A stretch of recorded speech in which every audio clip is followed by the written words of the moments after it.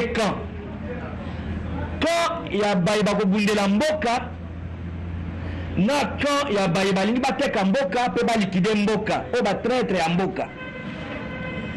Na quand il y a baïba kobundela mboka, esengeli biso nyoso tosangana tosala babengi exécutif du combat. Un gouvernement du combat.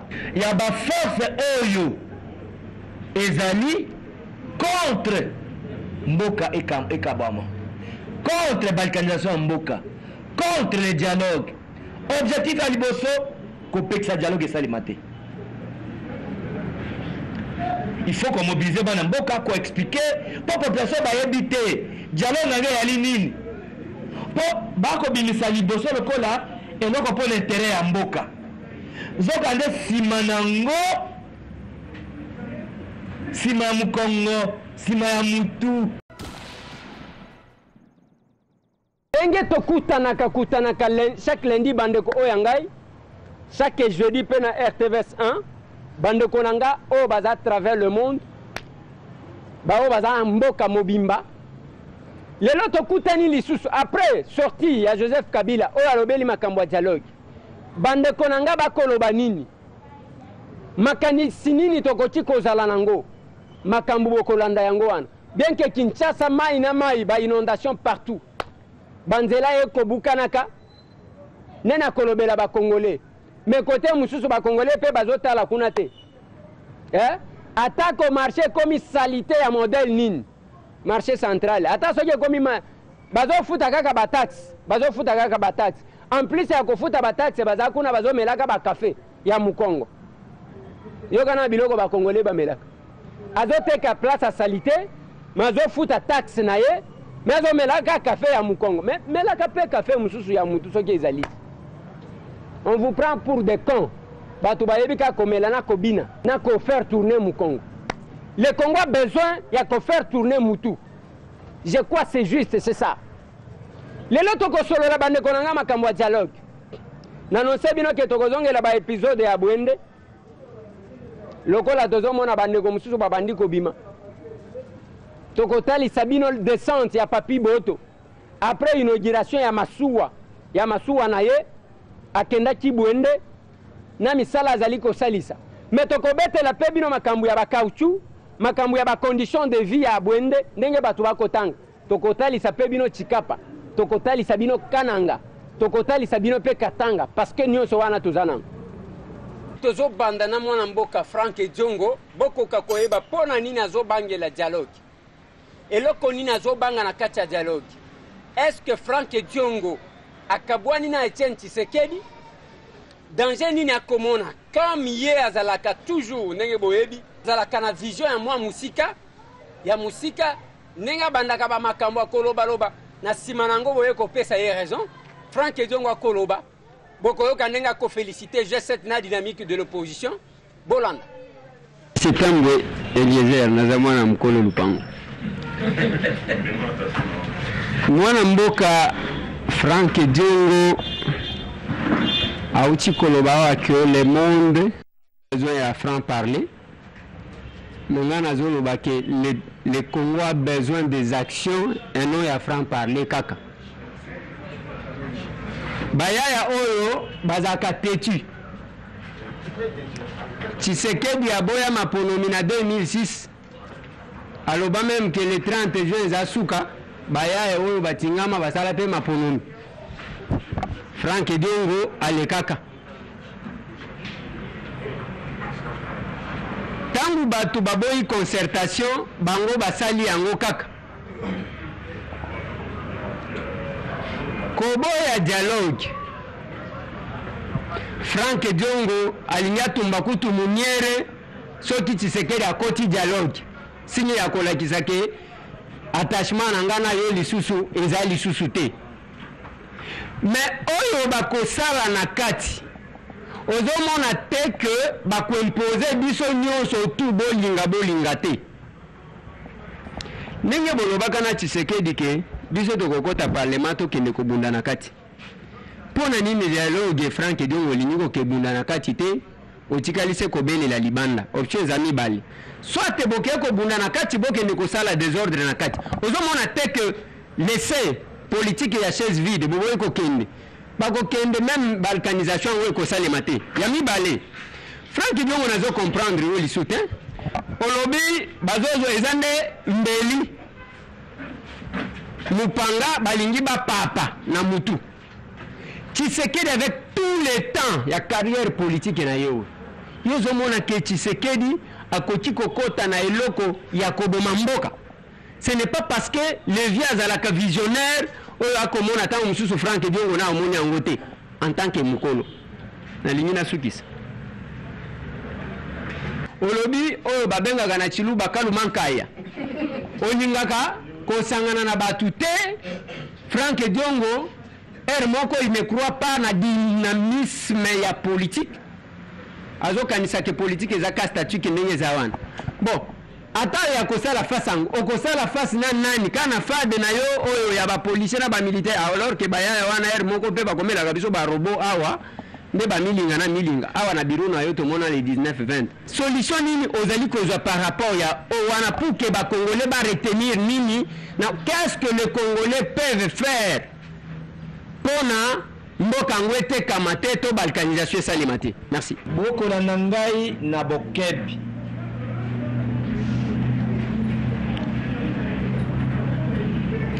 mutuna iboso na nzela démocratie dictateur alongwaka te esengeli rébellion lokola seria maréchal afere kobengana ye. Il faut voir que les rébellions c'est beau temps de Frank Diongo opposant. Les rébellions depuis 90 tilelo toutes les rébellions bakutanga opposant. Boye bien ngo. Article 64 otozanango epesi biso nzela ya ko utiliser tous les moyens qui organisent la population pour empêcher qu'un individu ou un groupe d'individus batikala kibokonzi na makasi to na kobuka mibeko. Mambo etali unité d'action à opposition kosangana na baninga. Il faut que nous mutu mambo ya arrogance. Naza arroganté, naza orgueillité, nazo bakosana baninga te. D'ailleurs, vous n'avez pas, je vous ai étonné que na pesi zela le quoi appelle ça zela avant tout le monde. Ya n'avait pas quitté beaucoup na mituna, mais n'avait pas qui boye. Ya liboso. Lokola menace et ali makas. Élection exatée. Mais c'est Kabila a dit que l'élection té a dit que la kibokonzité. Face na menace munene wana ba plateforme ko sauver mboka té et ko empêcher mais c'est Kabila a liquider mboka té. Le quoi mais c'est Kabila a bengi crise. To komi na deux camps.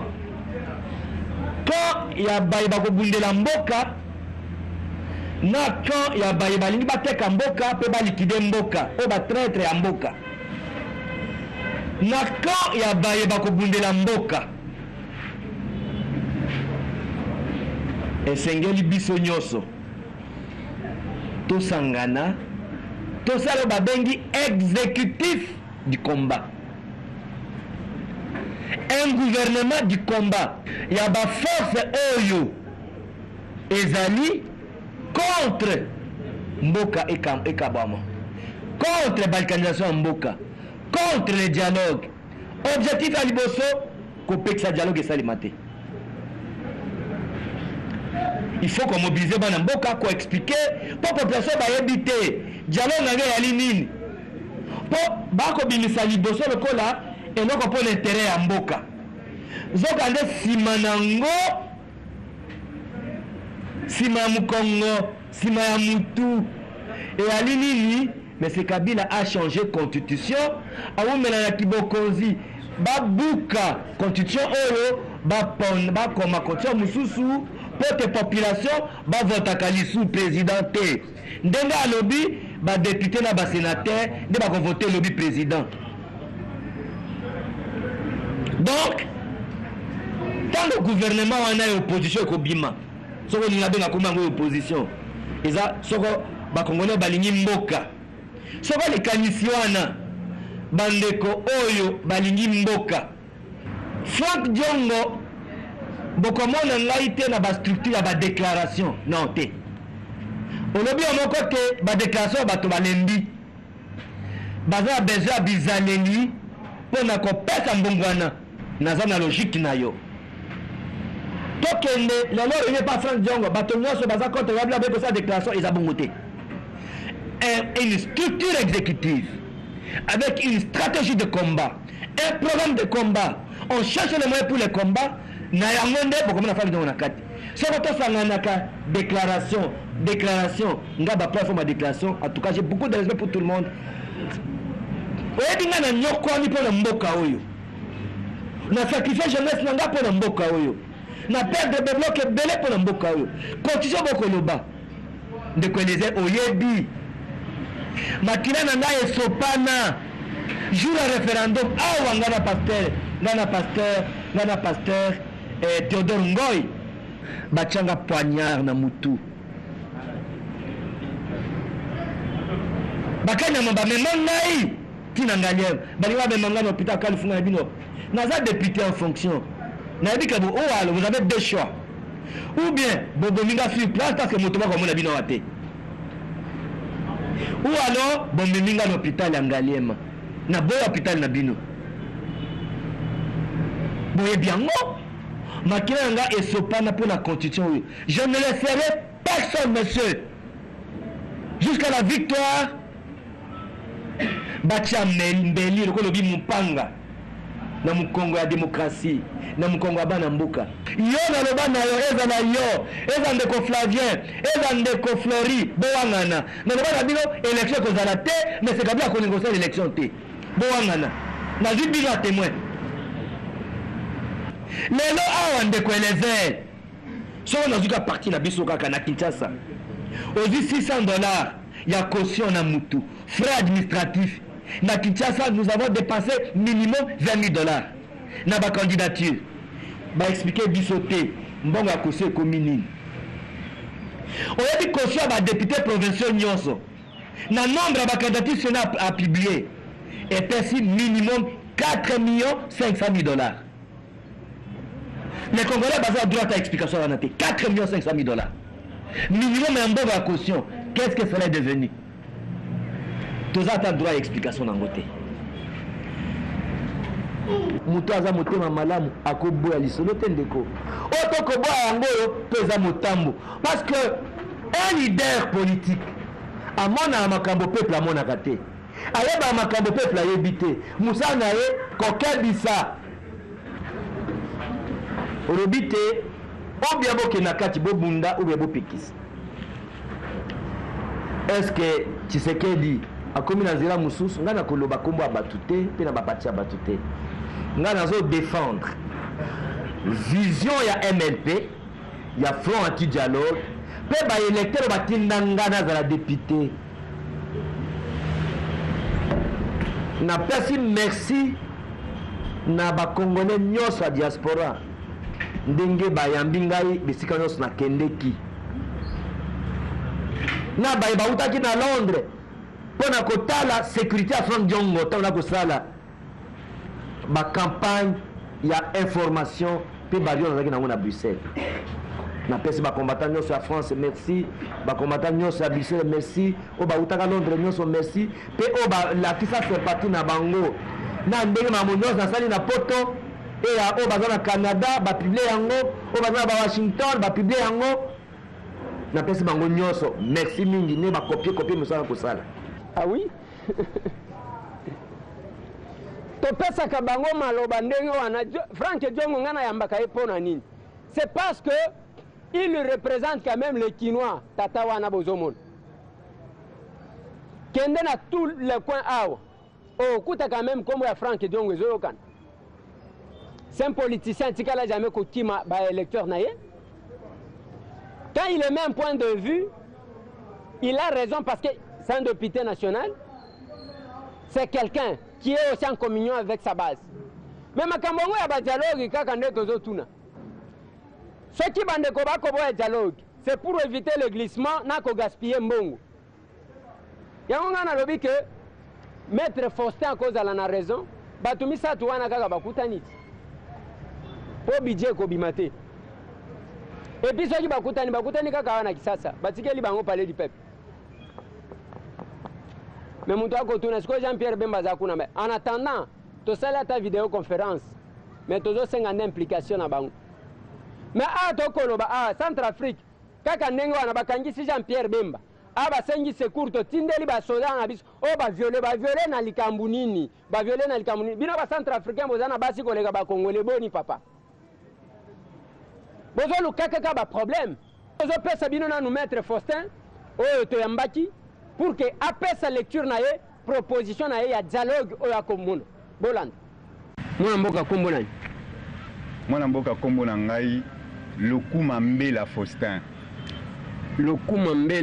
Faustin ouais yoza nani ngai nazali na profession libérale mosala ya avocat ouais nazali avocat na baro ya Kinshasa Gombe mosala musu natikala kosala teka mosala ya avocat. Ouais. Je suis à ma 18e année de profession de manière ininterrompue. Namoku Sezabo. Voilà. Vous allez avocat, vous en avez 18 ans, et puis il y a Baro à Kinshasa Gombe. Mais, nalingi na yeba eloko nini awa parce que awa toza devant les cours et tribunaux te. Tout à fait. Toza une émission to komi wapi. Ouais. Tozolo bela makambo mboka makambo dialogue.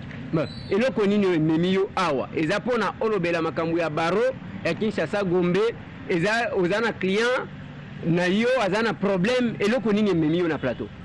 Mosala nanga ya robe ya avocat o babengi toge ezali devant les cours et tribunaux certes mais awa ezali likambo etali politique. Likambo etali politique ata yo soko lingi yango teme politique akotingama yo. Yango wana moni tosengeli totikela kaka bato yo bazali na makanisi na ndenge na bango te pona ba intérêt na bango mais mwana nyonso azali na souci ya mboka pona mboka etambola pe etelema une fois pour toutes et décoller azali na makanisi oyo ekoki kosunga tout le monde. Ouais. Yango lokola politique pe ezali ko concerner nga ata so nga na lingite yango wana na ye pona pesa oyo nga makanisi à titre de contribution pona proposer na likambo etali dialogue mode ya sika ya dialogue oyo tokoki ko adopter na RDC na moment oyo. Voilà. Tango zoloba mode ya sika ya dialogue tokoki ko adopter na RDC. Ngai na sepeli ko yamba yo mbangu pona nini? Parce que namboka oyo toyeba conférence nationale souveraine. Namboka oyo Mzee Laurent Désiré Kabila na Mobutu bakutana na Afrique du Sud. Namboka oyo barebengo na barebel bakutana na Afrique du Sud. Baye Hermo kosala accord ya cascade oyo ya Matadi ainsi de suite. Namboka oyo baye kosala concertation lelo tozana problème à dialogue. Oui pour le dialogue, non contre le dialogue, non au dialogue, oui au dialogue et bamususu balobi oui au dialogue avec médiation internationale. Tango lobi kengana zana mode ya sika ndena lobi to benga yenanu amakambo ekopela to solola yebisa biso nanu eza makanisi nini oyenanga. Merci ndeko ndenge tolobaki boli bandela mode ya sika ezali nini observateur nyonso oyo babengi congolais po yenda azali concerné na makambo sans oublier mopaya po batangaka kombo na ye mode ya sika ezali tango likambo ezali il faut banani basengeli basolola bao basengeli basolola ezali bao bazali ko créer problème ou soit bao bayebi problème et dans le cas d'espèce au lieu de la concertation oyo ba congolais bakutanaka batondisi bato ebele awa problème ezako se poser na niveau misato. Quel est le vrai problème? Le vrai problème ezali problème ya constitution na fait un mandat ya chef de l'État Joseph Kabila oyo azana pouvoir tilelo. Deuxième problème ezali problème ya ba moyen Deuxième problème, ezali ya ba moyen. Et troisième problème, ezali risque ya glissement. Yango moni ba politicien na ba non politicien bazali ko bomanzo to ba yeba bazala fixer une fois pour toutes. C'est par rapport à ça que tu y ko répondre na problème à constitution. Na fait un mandat à chef de l'État, tu y ko pesa mécanisme. Na problème à ba moyen, na problème ya risque ya glissement. Voilà na mokuse. Oui. Voilà maître, yango pe au moningai même temps où nous présenté yo nazana moi esengo parce que j'aime tout ce qui est nouveau. Oh ya sika ono o ya biloko to mesana nango. Olobi d'abord l'introduction na yo j'ai aimé quelque chose tango olobi que banani bako dialoguer. Ezaba o bazali ko créer makambu ou bien ezaba o bayebi kambu. Tout à fait. J'ai aimé ça. Maintenant problème ezali ko se poser, il y a respect à la constitution na mandat ya chef de l'État. Oui. Yo sko likanisini nozo pesa par rapport ya O1. Comment le dialogue doit se faire?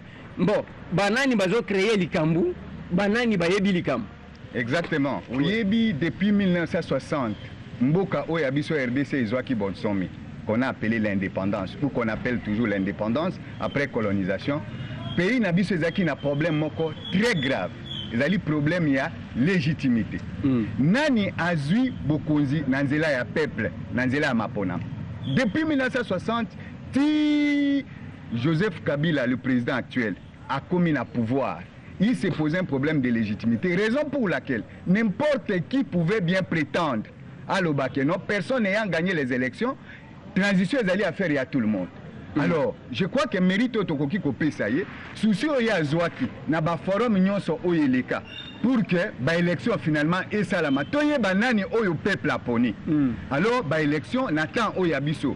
Biso to 8 ans na biso à partir de 1990, Tilelo, je pense que ba génération nyonso depuis le discours de fin président Mobutu, il y a 24 avril 90, Mutu oyo abotami na ngonga wana Tilelo.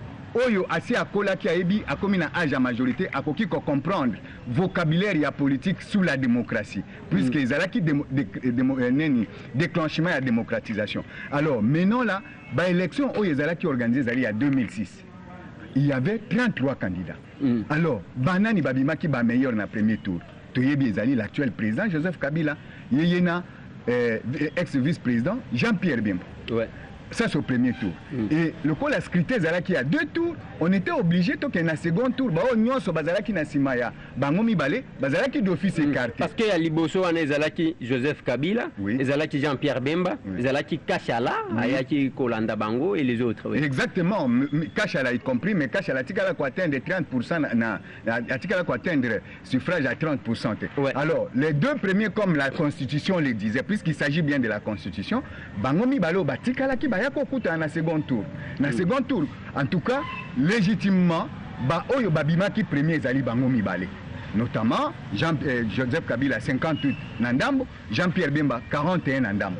Va proclamer Joseph Kabila comme président de la République. Et ce qui est clair, au Bissonio Sotoyebi, ezala formellement, ezala réellement. Mais Jean-Pierre Bemba Andimaki, ba résultat wana. Ouais. Tondenge Toyebi. Alors le même Yemoko Andimaki. Andimaki ba résultat wana. Raison pour laquelle Joseph Kabila a été proclamé président de la République par la Cour suprême de justice qui faisait office à la Cour constitutionnelle à un moment. Ouais. Deuxièmement, en 2011, il y a eu un seul tour. Il y a eu 11 candidats. Combien étaient en tête? Il y avait président Kabila, Yena Etienne Tshisekedi. Quel que soit les remous ou les cocos en akati, mais nous savons que Ezali Bango Marine Bazaki en tête, Jean-Pierre Nani, excusez-moi, président Kabila, Azalaki na 48, Tshisekedi Azalaki na 30, je pense bien 38 et quelques. Alors, en cela, Joseph Kabila a été proclamé aussi formellement devant la Cour suprême.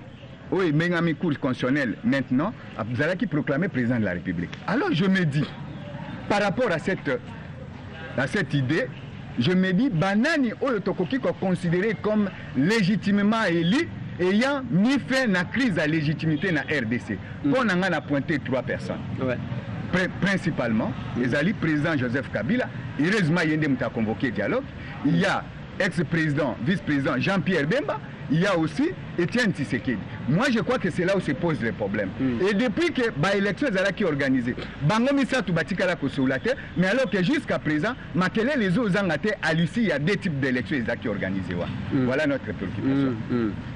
Selon eux, Batoumi Satouana, Jean-Pierre Bemba pour l'élection en 2006, Oui. Etienne Tshisekedi pour l'élection en 2011, Oui. Joseph Kabila qui a été et aux élections de 2006 et aux élections de 2011. Effectivement. Bango Misato Batikala Kosololate, c'est ça. Batikala Kosololate à l'issue à l'élection, alors que après l'élection, qui n'a pas été définitivement en Mbokate. En tout cas, j'analyse ça froidement, ça n'engage que moi. Mais Natikala comme on a été Kimia et Zonga Namboka, alors que principalement San City, le premier problème qu'il fallait résoudre, et c'est là qui problème à crise de légitimité au Ebandi depuis 1960 entre Kassavou, Bouna, Lumumba, qui en 2006 que les élections ont été réellement organisées. Voilà, Ponanga, Batikala Kosolate et les problèmes persistent. Qui doivent maintenant échanger dans dialogue maintenant. Je pense qu'il ne faudrait pas tout Lukalisusu to créer problème il y a Batou Ebele alors que Batou Ebele Batikala ko résoudre le problème. Puisqu'on n'a jamais cerné le vrai problème. Bon bazali na problème. Ezali ba oyo balaki sibiso na miso a Batou. Que Batou ba poni bango na ran wana. Pourcentage au bango bazui. Batou musu Batikala ko zoate na RDC na 2006 na 2011. Même M. Moïse Katumbi qui était l'élu parlementaire, il y a RDC. Atikala ko affronter Baningate na l'élection présidentielle. Donc à son niveau là, même lui, son leadership, Ezako s'est posé. Les vrais leaders, et c'est le deuxième point au Bisotoza qu'on retenir. Les vrais leaders au Totika na Bango na RDC, je n'ai pas peur de contredire. Ezali président Joseph Kabila, président Jean-Pierre Bemba, président Etienne Tshisekedi. Président, il y a parti politique, bien entendu, pour ceux qui veulent l'appeler aussi président. Voilà les grands, c'est les trios que moi j'estime valables. Bango Misa Toussoki Basololi. Je vais vous donner un titre d'exemple. Deux peuples. Peuple palestinien, non peuple israélien. Tange Indak, Basola Kabatoboni. Au Komona premier ministre israélien, au Komona chef d'autorité palestinienne, de Bakutanak, qui engage les deux nations. Alors, Ebele Abato, encore que Congo a le problème à bas moyen. Et qu'on réduit le problème à bas moyen, dans Bango Misat, et qu'on facilite Bisso. Et puis, contrairement, Nabamususo, Balingite, dialogue, Zalapé, médiateur, Zala. Mais dans Congo, je vous dis, nous avons besoin d'un médiateur, puisque Union Sobalingi va proposer comme étranger dans la médiation.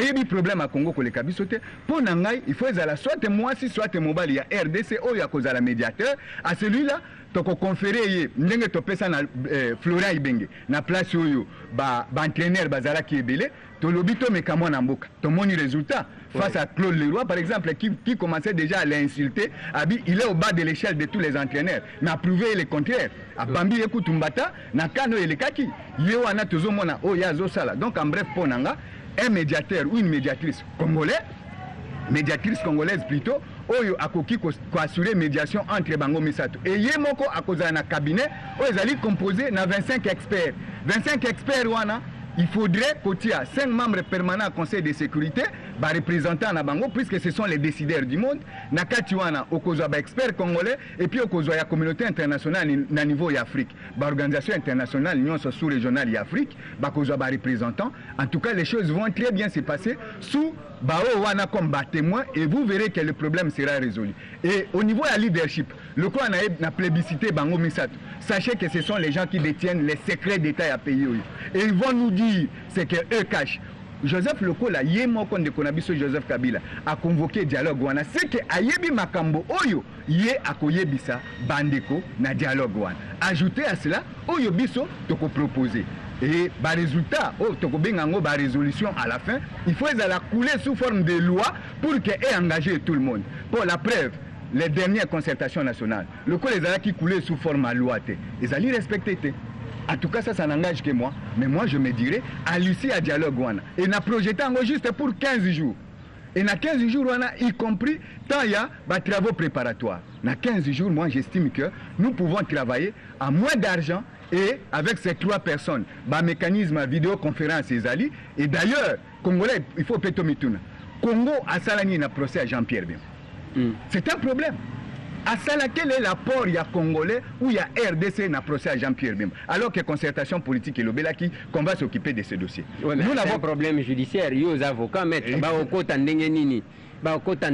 parce que les la justice, la justice est indépendante. Oh, oui, je vais bien, mais la politique l'emporte. Et sachez que dans la loi internationale, je voudrais parler ici, dans la loi il y a Rome, où ils allaient constituer ces pays. Sachez que les membres... Le statut de Rome. Exactement. Ouais. Tous en salingala en français, vous comprenez. Ouais. Oh, Bandekoba comprendre des biseaux bien. Alors, sachez que dans le statut de Rome, il est prévu un mécanisme où les 5 membres permanents du Conseil de sécurité qui interviennent dans un procès dans la CPI. Ça, je vous le confirme. Et sachez qu'en ce qui concerne Jean-Pierre Bemba, je ne voudrais pas faire une fuite en avant. Quel est l'apport de la RDC? Moi, Nanabino Anazana Boloko. Vous allez faire un procès. Et na procès wana apport na bino ezalini pour ceux qui RDC se sentent qui interpellé chef de l'État ngaka lobelango na discours ya clôture la concertation nationale. On devrait s'en occuper. On devrait s'en occuper puisque politiquement on s'est influencé. Politiquement, diplomatiquement, on sait agir. Mais on ne sent pas l'engouement, il y a Congolais qui sont dossier à Jean-Pierre Bemba. Tout simplement puisque, au niveau de la République centrafricaine, les grands faiseurs, il y a dossier wana, bazali ko circuler librement. Mais pourquoi bisoton di maman en abisatika na bolok depuis 2008 à ce jour, ça fait 7 ans. Non, il y a de quoi à se dire. Nous sommes, je pense, qu'on a mené une réconciliation totale et intégrale et à travers Batouana Misato, ils vont nous trouver la solution dans ces pays puisque depuis génocide de Bandaki en 94, na Rwanda, Tilelo, est-ce que Kimé est comme en Est? Comment tu as aucun élection? Voilà les vrais problèmes qu'il faut cerner. Mais moi j'estime qu'il faut aller au niveau de la bataille en Amisat. Vous verrez qu'en profondeur, tu as creuser abcès, tu as détenir le secret d'État. Non, tu as proposé Bango. Je crois qu'ici et Kozala, alors nous aurons une paix définitive. Voilà. Maître, problème, au lobby Batumisat ou Anamakanissinayo, je crois, les Amalam, selon c'est peut-être à noter les spectateurs parce que mission tout ça pour nabiso tout ça et en pour nabao bazolanda biso à travers le monde parce qu'on est sur satellite en même temps. Maître, problème Batumisa tout va dialoguer. Tshisekedi, Kabila, Bemba. Oui. Au type kola musailo comme koboy. Na 2006, quel que soit que Bemba zalaki na minduki. Kabila Zalaki na Minduki. Bangomi Balé, après l'élection, ça a tiré. Mais Bemba y condima ba résultat. Tout à fait. À lobby qu'il fera l'opposition républicaine. Ouais. Mais en dépit de tout ça, Bakangi Bemba, au lobby makamwa implication. Tolandi bande komisu so ya majorité ka kofinga bango baye ba ka kofinga. Félicitations quand même na famille ya chef de l'État nge batie mwana mboka atundu oyo afinga kate mais apesa ka makanisi comme porte-parole ya majorité babandi ko finga o alia ba pygmée o asala boy ça m'a même étonné tangu na moni lisusu batindi ba policier na biso na ba militaire na Centrafrique o ekangisa Bemba lelo ba kaka kuna ba bimisi ke ba congolais ba yeko violer c'est comme si les Centrafricains bazana basi kolenga biso ça pose problème pour na makambo ba politiciens. Mais tant que vous avez vendre, d'abord vous sentez que volonté à cause de la maladie oui. Parce que si ce n'était que ça, Bemba n'a pas fait peut-être ce que Tshisekedi a fait. Kabila a prêté serment, Tshisekedi a prêté serment. Oui. Ça c'est clair. Oui. Mais Bemba a accepté le résultat. Oui. Mais lelo yewanakuna. Yomoko lobi que to sentir engouement ya que tout ça là quelque chose pour lui. Comment on va dialoguer alors qu'on ne veut pas la présence ya muto azomona na kakoti kobimisa mutu? Il faut peut-être taper dessus. Tokovanda nengeni yamisatu. Ba oyo ba bimaka sima ya ba owana parce que tous les Congolais ba voter ka bangote. Je prends l'exemple il y a 2011. Exact. Vital Kamerhe abimaki pe 3e. Voilà. Il y a condimate alobima bino ba vanda bo nengeni. Moi aussi nazana batu oyo ba voter kingai. Falaki que jaman souci. Ozomona te que ça risque de créer aussi un autre problème là. Non, non, ça ne va pas créer un problème. Vous avez raison de poser cette question. C'est une question très pertinente. Mais j'ai arrêté un critérium pour na plébisciter Batouana Misato.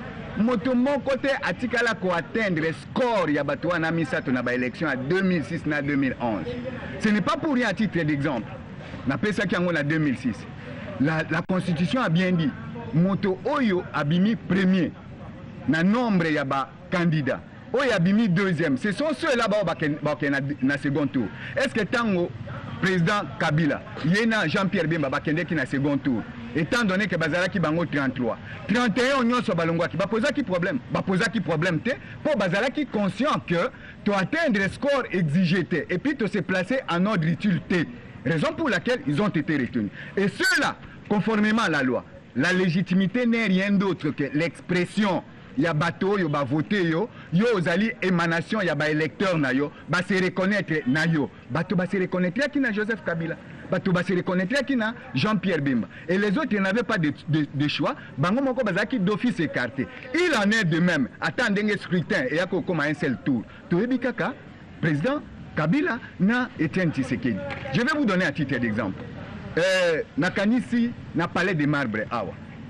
Nous avons vu opposition représentée par Tshisekedi, avec comme médiateur M. Nani Abdoulaye Wade, Mobutu, président de la République, qui n'avait jamais été affronté aux élections dites démocratiques. Mais la classe politique a accepté que Mobutu comme chef de l'État et Etienne Tshisekedi comme chef de file et opposition. Pour que le résultat est engagé Bissognos. Mais malheureusement, c'est Abdoulaye Wade qui n'a pas atteint son objectif, qui n'a pas fait bien son travail. Donc, au Lobelinga problème, il y a Vital Kamerhe pour parler de lui, score n'a pas qui combien. Ouais. Par rapport à Etienne Tshisekedi qui avait une trentaine de pourcentages. Monté à cela, Nalikolo Naye, président Kabila, qui avait 40, je pense que 48 ou 40 combien. Donc par rapport à ça, d'office, lorsque tu ne te places pas en ordre utile, ceux qui posent problème, ce sont ceux qui ont la légitimité du peuple. Et ce sont ceux-là qui ont le droit à Koloba. Et d'ailleurs, pour chiter, n'aspect wana, n'a pas ce exemple en France. Sarkozy a été face à François Hollande dans le second tour. Ouais. Et François Hollande a gagné les élections. Mais d'office, chef de file et opposition, ils allaient Sarkozy. Le problème ne se pose pas. Et en principe, légalement, porte-parole et opposition, dans l'élection en 2006, dans l'élection en 2011, réellement, c'est qui? Respectivement, ils allaient Jean-Pierre Bemba, na Etienne Tshisekedi, qui doivent en principe engager l'opposition. Ça, on n'a pas à discuter, je pense bien. Tout le monde est libre à l'Ubandinga Alingi, mais ce n'est que mon point de vue national qui s'en engage que moi. Mais maître, quelque part là, Nazozonga, point Moussou touché par exemple, oui. Il y a Moïse Katumbi par exemple. Oui. Moïse Katumbi, Azalaki, les meilleurs élus de la République parmi les députés. Voilà. Au niveau de la députation. Députés nationaux, oui. Il y a Azalaki candidat président de la République. Exactement. Les lots, Bolobimo, to dialoguer, to Zukaka Tshisekedi. Parce qu'il y a des makamba politique. Plus élection élective, plus Batumusu va perdre d'akapé popularité na bango. Voilà. Compte tenu d'un comportement, d'une attitude quelconque vis-à-vis de la population. Exactement, oui, Bamsou peut bazomata. Tout à fait. Bamsou peut bazomata. Wana Moïse, avec tout ce qu'il a fait au Katanga, au Esaleko, oui. Wana Moutou a douté, bon, n'habité, oui, bazaki pe komisa ba komango même na ba rivi na bango ba journaux na bango, ba komisa ba koma makambu ya Moïse Katumbi ba réalisation na ye. Avec tout ce qu'il a fait na makambu azo sala na bal, il est aussi populaire. Oui. Mais il n'était pas candidat président de la République. Non. Adam Moutoualelo, ce qui a bini, Hermoko pe waligné pe Azalaki candidat président de la République, Moïse Ali, oui. Par rapport à la popularité na ye. Exactement. Azali. Mais Moutouandeng wana soki bolobimbo, ceux qui vont engager la République, ba koti ko résoudre le kambu, kaka ba o trois wana. Ozomona teke mécontentement, ba o baza populaire mais qui n'était pas candidat président de la République à son temps, ba koti pe kozala mécontent et que va créer encore un problème. Je suis parfaitement d'accord avec vous. Ouais. Ça, c'est une donne à ne pas négliger. Ouais. Mais le problème, on est allé régler. Au moins, texte, aux mona awa, ils allaient texte, na suki na malobate, na saleli texte mobimba. Projet d'un nouveau mode de dialogue en République démocratique du Congo. Par maître le Koumambela Faustin. Na Katiwana. Il y a règlement, il y a problème. Ils ont résoudre le problème. C'est dans le cabinet du médiateur que vous allez retrouver la configuration. Il y a bâtonnion soyo, tokoki ko négligé na katia dialogue. Mais pourvu que ait gonflé effectivité, principalement en tête, ce qui pose problème pour Nanga, ils allaient battre la légitimité, na battre leadership. Au top, le président Kabila, Jean-Pierre Bemba, na Etienne Tshisekedi. Mais dans le cabinet à médiateur, vous allez retrouver la configuration, il y a bateau Wana, Otokoki. Donc, dans le cabinet Wana, vous avez la communauté internationale, 5 experts, il y a nous envoyés par membre permanent au Conseil de sécurité, Bazali 5. Ouais. Vous avez encore toute la communauté internationale représentée par l'organisation internationale, comme Bacter, Yassen International, et puis experts congolais. Non seulement internationaux, mais nationaux, y compris aspect Wana. Et c'est le médiateur, cette fois-là, qui va les désigner. Il faut lui conférer ces pouvoirs-là pour éviter l'équilibration. Donc, le leader, il y a masse. Exactement, je vais enchérir en vous disant que na confession religieuse. Ce sont des gens qui pèsent dans la masse. Et vous verrez, sans côté en Mboutunde, Congolais, Balobi, Église catholique azali prévu, Église protestante azali prévu, Église musulmane azali prévu, Église kimbangiste azali prévu, représentant Église dite de réveil ezanakati. Donc une configuration non négligeable de tenir compte nango, mais pourvu que outre médiateur, 25 experts wana bazanakati na cabinet à médiateur. Et le problème sera facilement résolu. Avec peu de personnes, le message passe plutôt qu'avec un groupe de vulgaires oyo. Excusez-moi de le dire, puisqu'on ne sait pas contrôler qui. Pour Naba charlatan, Bazali Nakat, Namito, alors, tout est en Congolais à l'Embi, à l'Ingili, Kamango et Sila. Et puis pour terminer, Congolais depuis Tozoa, président Kassavoub comme premier président, il y a RDC. Est-ce que nous devons nous poser aussi la question? Choix, il y a chef de l'État, nous sommes à RDC aussi, président Kabila. Est-ce que les Congolais a participé de manière à être convaincu qu'il était un Moutouana ou Tinabiso? C'est ça aussi la question qu'il faut se poser. Alors, au moment où Ngongange est Kokinaonte, Tozali, Siko, na moment Oyo, il est clair que Naza Davi, tout ce qui a été verrouillé par la Constitution, on ne va pas y toucher, même les dernières concertations nationales, et toucher qui en côté. Mandat constitutionnel, tu respecté. Président Kabila, Ayebi qui a commis un deuxième mandat, commis un souka, lui-même d'ailleurs n'a jamais dit le contraire. Par rapport à Nababaza qui prétend un troisième mandat, il y a Tikala Kolobi Langote. Mais après avoir Kotika aspect wana, et Tikali aspect oyoke congolais, dialogue et pesa melibiso avec un médiateur congolais, tolobela ndenge nini ba chef d'état ba yaka na pays oyo. Et puis na ndenge oyo ba na mboka oyo ba sengeli ba participer na choix ya président oyo. Et calme kokota vous allez voir. Na cabinet ya médiateur wana. Oui. Nde toko tchape toko inclure pe bande kwa diaspora parce que ceux qui ont aussi joué un rôle très important. Toutes les couches sociales et causes à la représenter au-dedans comme au dehors du pays. Sans problème. Même nos presse, d'office vos anakati. Oui. Mais à travers médiation, bandeko bazana ba préoccupation msusu. Bakole qui sangwe comme à travers médiateur, c'est ça? À travers médiateur, le cabinet est là. Je pense qu'à l'instar du chef de l'État qui a convoqué les dialogues le samedi, nous avons prévu, na texte auto proliféré en haut partout. Le premier à avoir reçu, c'est le chef de l'État, le président Joseph Kabila Kabang. Le premier à avoir reçu ce texte. Il faut que nous ayons comme lié, papa. Et c'est lié. La titre, wana, machine, batindi.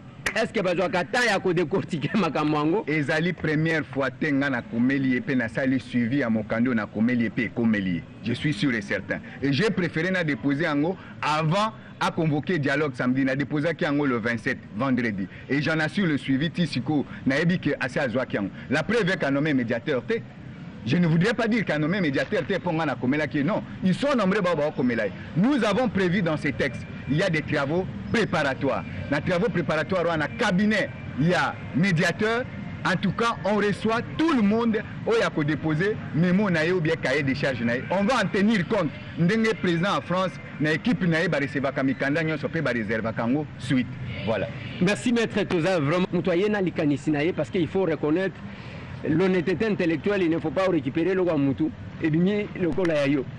Espérons que prochain année et koyo kamape ko tangama na présidence bisika komeli batu mais otiki yango pe na IDPS principalement na IDPS na MLC na qui bité na problème ya mais j'ai été obligé na tika na place union sombale oyo te MLC mususu wana est libéral, ça n'a rien à voir, mais ils me reconnaissent que Jean-Pierre Bemba comme leur autorité morale.